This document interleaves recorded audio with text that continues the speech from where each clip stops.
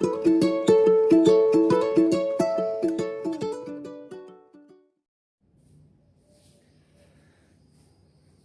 दोस्तों, आपका हमारे YouTube चैनल पर स्वागत है। पहली वीडियो में हमने शुरू कर रखा है 12वीं क्लास का सॉलिड चैप्टर, और जिसमें एक टॉपिक कंप्लीट हो चुका है और वो टॉपिक है, सबसे पहले ऊपर की बात करें तो पदार्थ के बारे में बताया, उसके बाद सॉलिड की डेफिनेशन, सॉलिड किसे कहते हैं, इसकी 2 डेफिनेशन मैंने बताई थी। उसके बाद सॉलिड के करैक्टर बताए थे, सॉलिड के गुण क्या क्या होते हैं, उसके बारे में स्टडी की थी। और अब नेक्स्ट वीडियो है अपनी, वो है टाइप ऑफ सॉलिड, सॉलिड के प्रकार, ठोस के प्रकार के बारे में पढ़ेंगे। ठोस कितने प्रकार की होती हैं। तो सॉलिड के टाइप होते हैं दो टाइप के सॉलिड होते हैं। एक होता है क्रिस्टलीन, एक होता है एक्रिस्टलीन। 2 टाइप के सॉलिड होते हैं, क्रिस्टलीन और एक्रिस्टलीन। दोनों को हम आपस में कंपेयर करते हुए पढ़ेंगे पॉइंट टू पॉइंट, ताकि अच्छे से समझ में आ जाए और दोनों के करैक्टर में क्या क्या डिफरेंस होता है वो डिफरेंस आपको पता चले। तो क्रिस्टलीन क्या होता है? सबसे पहले क्रिस्टलीन सॉलिड होता क्या है? तो आपको पता है, पिछली क्लास में पढ़ाया कि जो सॉलिड होते हैं वो अवयवी कणों से मिलकर बने होते हैं। अवयवी कण मिलकर आपस में एक सॉलिड का निर्माण करते हैं। तो इन्हीं कणों की व्यवस्था के आधार पर इनके 2 टाइप बताए गए। क्रिस्टलीन सॉलिड में क्या होता है कि क्रिस्टलीन सॉलिड में होता है, इसमें जो अवयवी कण होते हैं वो आपस में परस्पर आकर्षण बल द्वारा जुड़कर एक निश्चित क्रम में जुड़कर एक निश्चित आकृति का या ज्यामिति का निर्माण करते हैं। इस प्रकार से एक निश्चित क्रम में जुड़े अवयवी कण और एक निश्चित ज्यामिति का निर्माण करते हैं। इनके सेंटर को मिलाते हैं तो एक निश्चित ज्यामिति बन रही है। तो इस प्रकार से निश्चित ज्यामिति का निर्माण करते हैं। तो क्रिस्टलीन सॉलिड क्या होंगे कि ऐसे सॉलिड जिसमें जो अवयवी कण होते हैं, अणु, परमाणु या आयन, वो एक निश्चित क्रम में जुड़कर निश्चित ज्यामिति का निर्माण करते हैं, वो होते हैं क्रिस्टलीन सॉलिड। एक्रिस्टलीन सॉलिड इसका उल्टा होता है। इसमें क्या होता है कि जो अवयवी कण होते हैं उनका कोई निश्चित क्रम नहीं होता, वो इस प्रकार से बिखरे होते हैं। इस प्रकार से क्या होती है? बिखरे होते हैं। कोई निश्चित क्रम नहीं होता। जब निश्चित क्रम भी नहीं होगा तो किसी प्रकार की कोई निश्चित ज्यामिति का निर्माण, अभी कोई निश्चित ज्यामिति नहीं है, उल्टा सीधा ही कोई निश्चित ज्यामिति नहीं है, तो एक निश्चित ज्यामिति का निर्माण नहीं होता, वो एक्रिस्टलीन सॉलिड होते हैं। एग्जाम में इनकी डेफिनेशन नहीं पूछी जाती, केवल इनके जो करैक्टर होते हैं उनमें डिफरेंस पूछा जाता है और इन डिफरेंस में इनकी डेफिनेशन आ जाती है अपने आप। तो अपने को तो अलग अलग करैक्टर पढ़ने दोनों में। तो एक्रिस्टलीन सॉलिड क्या हुआ? जिसमें अवयवी कण क्या होते हैं? बिखरे होते हैं, एक निश्चित क्रम नहीं होता, और जब निश्चित क्रम नहीं होगा तो निश्चित ज्यामिति भी नहीं होगी उनकी, तो उनको एक्रिस्टलीन सॉलिड कहा जाता है। अब इनके जो करैक्टर है उनका पॉइंट टू पॉइंट स्टडी करेंगे। तो पहला है अपना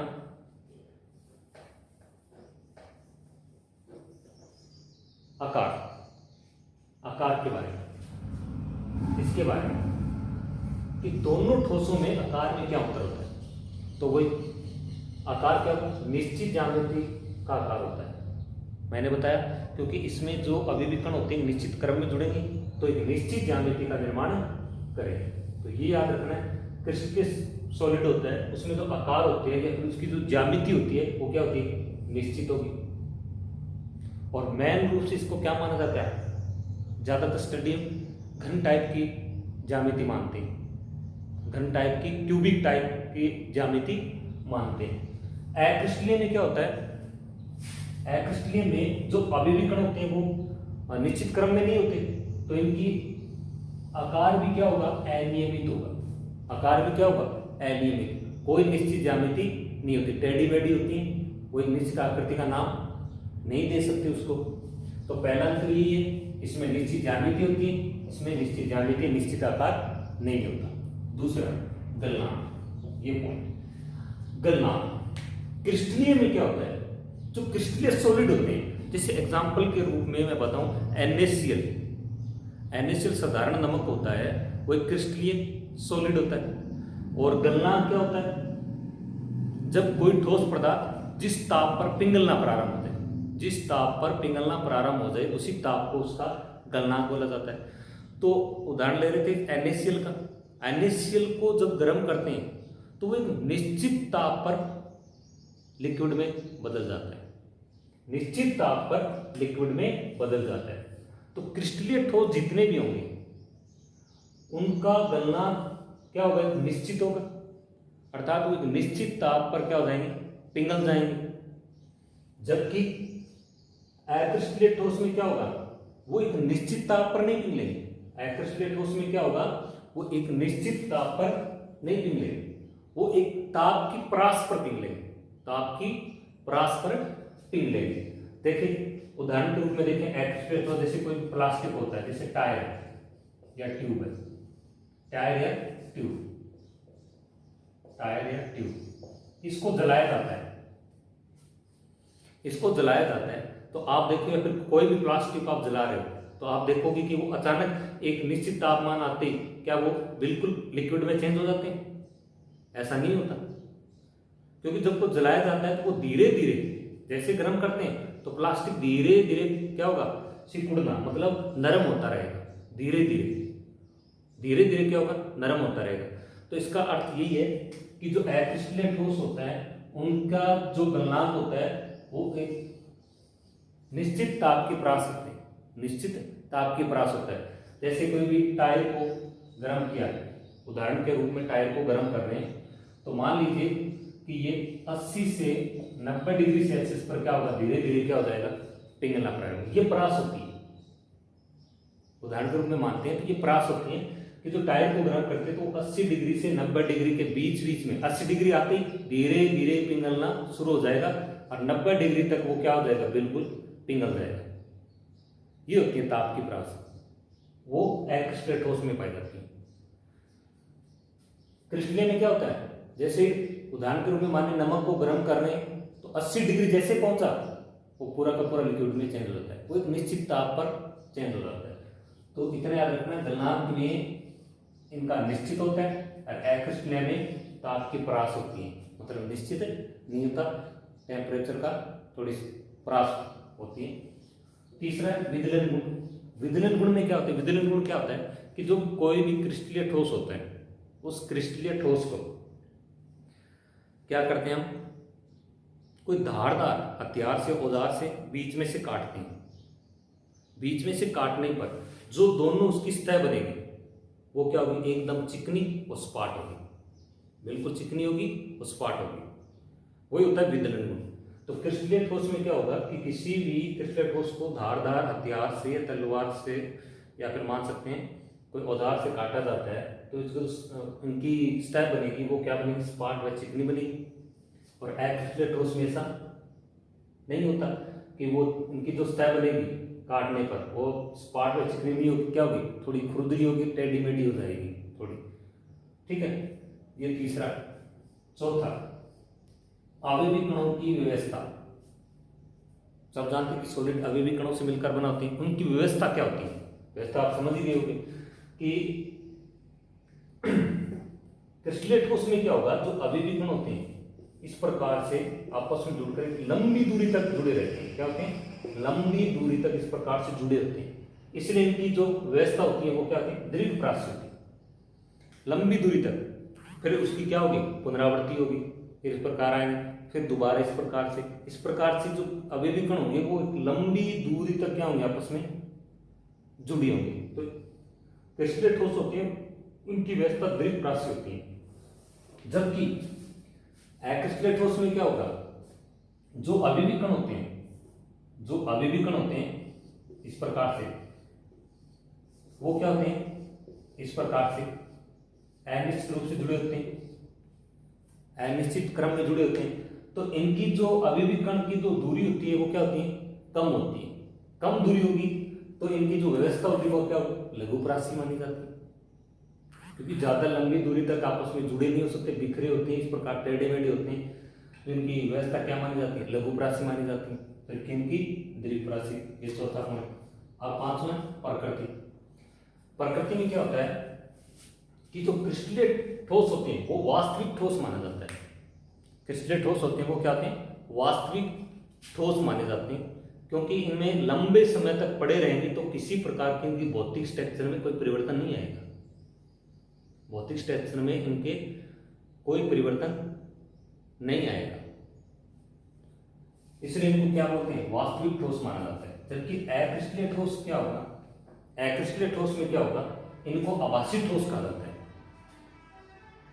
या फिर अतिशीतल द्रव कहा जाता है। अब यहां से क्वेश्चन आ जाता है, यहां से क्वेश्चन बनता है कि जो अक्रिस्टलीय ठोस होता है इसको अतिशीतल द्रव क्यों कहा जाता है, क्यों कहा जाता है, क्योंकि इस क्वेश्चन का आंसर क्या होगा कि जो अक्रिस्टलीय ठोस होते हैं उनमें बहने की प्रवृत्ति पाई जाती है। अक्रिस्टलीय ठोस होते हैं उनमें क्या होती है, बहने की प्रवृत्ति पाई जाती है, लिक्विड के रूप में ये बहते हैं, पर इनकी जो बहने की जो दर होती है वो बहुत ही कम होती है। उदाहरण के रूप में जो पुराने महल होते हैं उनमें जो कांच की खिड़कियां लगी होती हैं, उनकी खिड़कियों को आप नीचे की तरफ से देखोगे, ठीक है, तो वो खिड़कियां क्या होगी, उनके नीचे का जो भाग होगा, सिरा होगा, वो थोड़ा चौड़ा होगा, और ऊपर का सिरा क्या होगा, थोड़ा पतला, नीचे का सिरा चौड़ा होगा। क्यों होगा, क्योंकि जो कांच क्या होता है, अक्रिस्टलीय ठोस होता है, और उनके जो कण होते हैं उनकी व्यवस्था नियमित नहीं होती, तो वो धीरे धीरे बहकर नीचे की ओर आ जाते हैं, और उनके बहने में ऐसा नहीं साल 2 साल लगते हैं, बहुत साल लग जाते हैं, वो धीरे धीरे बहकर नीचे आ जाते हैं। इसलिए इनको क्या कहा जाता है, अतिशीतल द्रव। बहने की प्रवृत्ति के कारण ही अतिशीतल द्रव कहा जाता है। दूसरी बात ये अक्रिस्टलीय ठोस के बारे में, अक्रिस्टलीय ठोस क्या होते हैं कि एक निश्चित ताप के बाद ये क्रिस्टलीय ठोस में बदल जाते हैं। अक्रिस्टलीय ठोस क्या होते हैं, अधिकांश अक्रिस्टलीय ठोस क्या होता है कि निश्चित ताप के बाद क्या होता है, वो क्रिस्टलीय ठोस के अंदर बदल जाता है।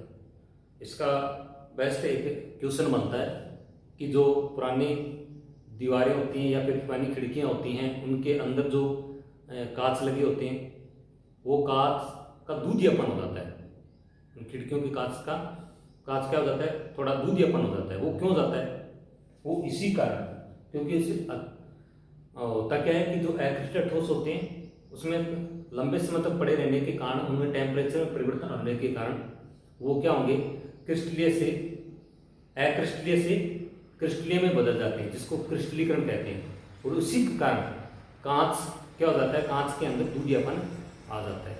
तो ये 2 क्वेश्चन बनते हैं, अतिशीतल अक्रिस्टलीय ठोस को अतिशीतल द्रव क्यों कहा जाता है। दूसरा, ये कांच की जो पुराने कांच की खिड़कियां होती हैं वो उनका दूधियापन क्यों हो जाता है। तो ये 2 क्वेश्चन याद रखना। अब नेक्स्ट है अपने इनके गुणों के बारे में पढ़ेंगे, वो है वो थोड़े से बड़े गुण हैं, उनको अच्छे से समझाकर पढ़ेंगे।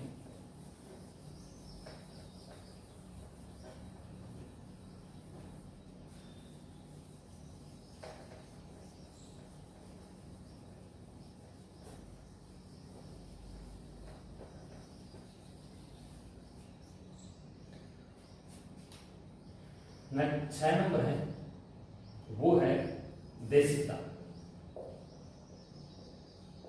देशिकता क्रिस्टलीय के बारे में और अक्रिस्टलीय के बारे में।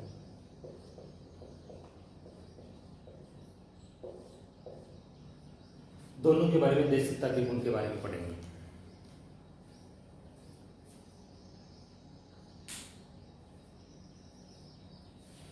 तो देशिकता क्या होती है? देशिकता ये होती है कि जो क्रिस्टलीय ठोस होते हैं उनमें क्या होती है, जैसे मैं उदाहरण दूं NaCl, Na plus Cl minus, Na plus Cl minus, इस प्रकार से व्यवस्था होती है। नमक का जो क्रिस्टलीय ठोस होता है वो इस प्रकार से होता है।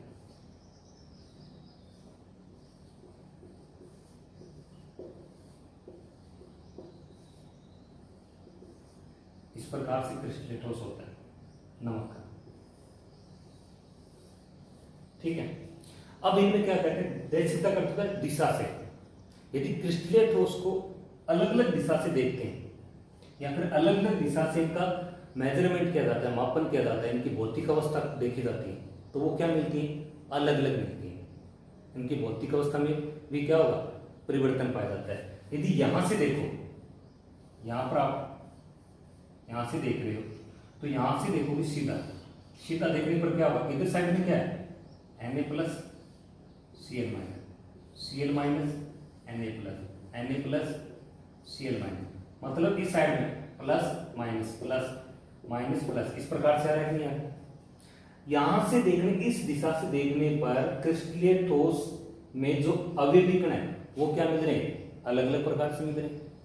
और एक ऐसे देखने पर, आप ऐसे देखो, इस टाइप से, यहां से देखो, ऐसे चलो, ऐसे देखो, एक यहां से देखो, इस प्रकार से यहां से आप देखोगे, थोड़ा सा एंगल चेंज करके यहां पर देखते हो तो इस साइड में देखो Na plus plus plus Cl minus minus minus, अभी भी कणों की व्यवस्था चेंज हुई कि नहीं हुई? यहाँ पर प्लस माइनस, यहाँ से देखने पर plus plus plus minus minus minus मिल रहा है। अर्थात क्रिस्टलीय ठोसों की विशेषता होती है कि यदि इनके अलग अलग दिशाओं से देखने पर, इनका मेजरमेंट करने पर, इनके कणों की व्यवस्था अलग अलग होती है, जिसके कारण इनके भौतिक गुण, जैसे अपवर्तनांक हो गया,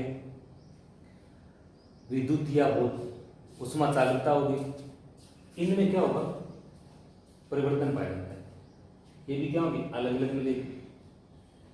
तो यही है कि कणों की व्यवस्था अलग अलग होने के कारण इनकी भौतिक अवस्था में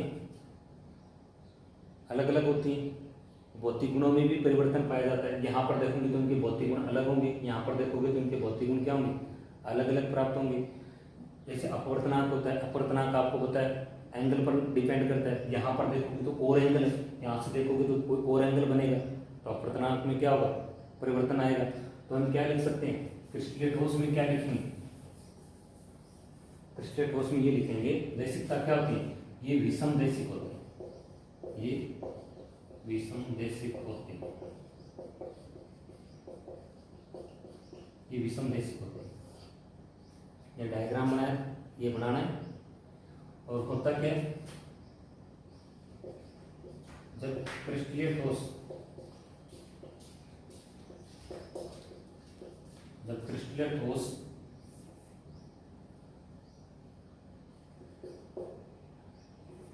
को अलग अलग दिशा से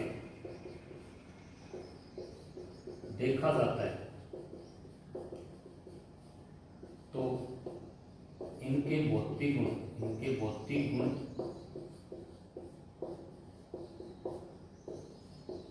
अलग अलग प्राप्त होते हैं, अलग अलग प्राप्त होते हैं। क्योंकि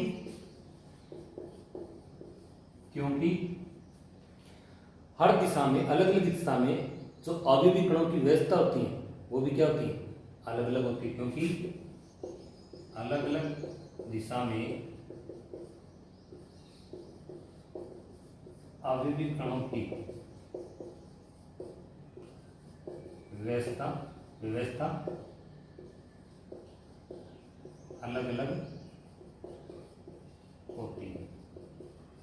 ये इसलिए क्रिस्टलीय ठोस को विषम देशिक बोला जाता है। जबकि अक्रिस्टलीय में क्या होता है? अक्रिस्टलीय में अवयवी कण क्या होते हैं? इस प्रकार से बिखरे होते हैं, कोई क्रम तो होता नहीं। यहाँ पर प्लस हो गया तो यहाँ पर माइनस, यहाँ पर प्लस तो यहाँ माइनस, यहाँ पर माइनस तो यहाँ पर प्लस, इस प्रकार से यहाँ पर माइनस कोई आयनिक ठोस एग्जाम्पल के रूप में मान लो ऐसे। तो यहां से देखोगे तो भी आप बोलोगे कि माइनस माइनस है प्लस है, यहाँ पर देखोगे तो भी माइनस माइनस है प्लस है। मतलब अलग अलग कणों की अलग अलग अनिश्चित व्यवस्था होने के कारण उनको हर दिशा से देखने पर, प्रत्येक दिशा पर देखने पर अभी भी कणों की व्यवस्था एक जैसी लगती है, जिसके कारण इनके भौतिक गुण हर दिशा में एक समान होते हैं। इसमें अलग अलग होते हैं, इसमें एक समान होते हैं, इसलिए इनको क्या बोला जाता है? समदेशिक। इसमें कौन से गुण है? समदेशिकता, समदेशिकता का गुण पाया जाता है। ये इतनी बात याद रखना, अंतर पूछे देशिकता के बारे में तो क्रिस्टलीय भी समदेशिक होते हैं, ये उसका रीजन है, और क्रिस्टलीय तो समदेशिकता होती है, उसका रीजन बता दें। अब जो नेक्स्ट 7वां करने 7वां जो डिफरेंस पड़ेगा वो डिफरेंस है शीतलन वक्र का। शीतलन वक्र का डिफरेंस पढ़ेंगे। 7वां डिफरेंस है वो है शीतलन वक्र। इसको अच्छे से समझना क्रिस्टलीय के बारे में। तो ये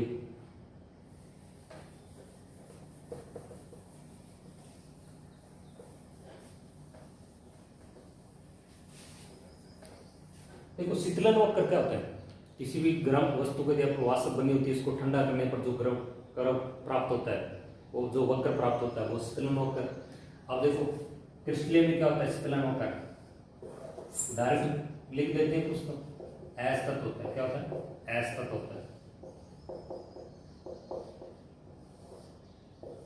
इतना लिखो भी काम चलेगा। असतत होता है। कैसे होता है? ऐसे होता है, असतत असतत, इतना भी काम चलता है। मगर क्रिस्टलीय ठोस में जो वक्र प्राप्त होता है वो असतत क्यों होता है? रीजन क्या है इसका? तो आप लिख दो कि सतत वक्र होता है, सतत वक्र प्राप्त होता है।